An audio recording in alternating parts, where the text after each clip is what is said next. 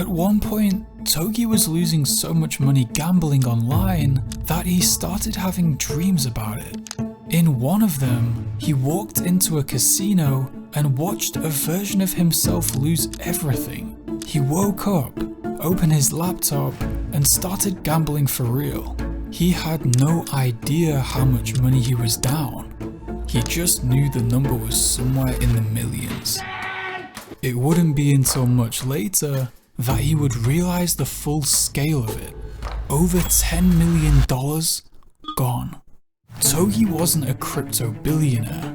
He was just a regular guy who got famous for doing what no one else was crazy enough to do. Gamble like there were no consequences. 25K! Bang, bro! And to understand how Togi went from being an average Twitch streamer to losing 8 figures live on camera, we have to go back to the moment he started winning. Togi's entire spiral starts with a win. He had no gambling background, no plan. He wasn't even a YouTuber at the time. He was just messing around on Stake one night and hit big. His first deposit was something like $500. He turned it into 2,000, then 2,000 into 10,000. He kept clicking. No cameras, no viewers, just dopamine. Within the first 2 weeks, Togi had made around $300,000. And it was the worst thing that could have happened to him. Because now he believed 2 things. Number 1, that he was lucky, and number 2, that he could do it again. But when he tried, it didn't work. So he deposited more, chased harder, streamed longer, and somewhere in that blur, Togi became a full-time gambling content creator. In the last 2 weeks, my life has changed a lot. He built an audience, signed a sponsor, and began streaming 6, 7, 8 hours a day. But no one knew what was happening behind the scenes. Not even him. God damn it, dude, now never trust again, bro. People assumed it was fake money, because who in their right mind would gamble that recklessly? Unless it was some kind of play money from a shady offshore site. Togi even encouraged the assumption. He didn't correct people when they called it fake. It made the content easier to digest. But it was real. At one point, Togi had lost $250,000 in a single week. Personal money. He says he once deposited $100,000 into a slot site that wasn't even part of his sponsor contract, just to see what would happen. Even crazier, he never even knew how much he lost until months later. He had to manually dig through his transaction history to tally it all up. The number was above $10 million, including both sponsored funds and his own.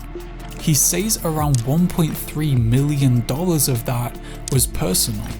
The rest was sponsor balance. But when you gamble on autopilot long enough, sponsor money starts to feel like your money. And that's when it gets dangerous. Crypto casinos don't just give you a bag of money and say, good luck.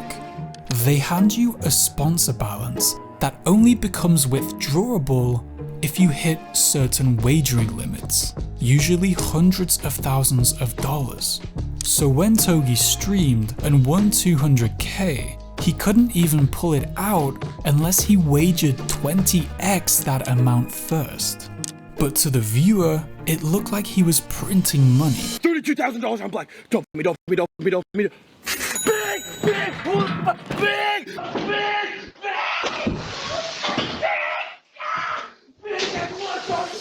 And that illusion is part of why these sponsorships work so well. The streamer looks rich, the viewers get baited, and the casinos make a fortune off the people who chase. Togi admits that at the time, he didn't think about it that deeply. He was just playing, just showing wins, just vibing. But one win changed that, because that win wasn't supposed to happen. Togi had a deal with a crypto casino that gave him $100,000 in sponsor balance. Somehow, in the middle of a chaotic stream, he turned that $100,000 into $1.2 million, and they wouldn't let him withdraw it. The casino claimed the win wasn't valid, that he broke terms, so it didn't count. So Togi did what any sane person would do. He kept gambling it, and eventually, he lost all of it. That moment snapped something. Togi says it was the first time he realized he wasn't playing for himself. He was a content puppet inside someone else's system. But by then, he was too deep to stop. What's that? Togi never wanted to quit, even when he started having dreams about gambling.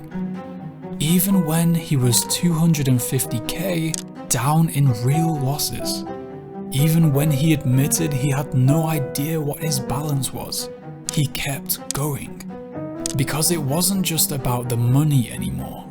It was about the high, the identity, the rush of hitting a number while thousands of people watched.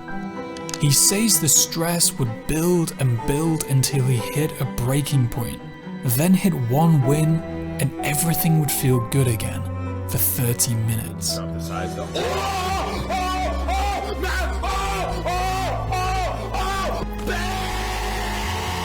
$350,000. Then it would reset. Eventually, Togi called it. He ended his deals, told his audience he was stepping away from gambling streams, and stopped accepting sponsor money. He said the risk was no longer worth the reward. But he also admitted something that most gambling creators never disclose. Quote, "You get to a point where you don't even want to win anymore. You just want to not feel like a failure."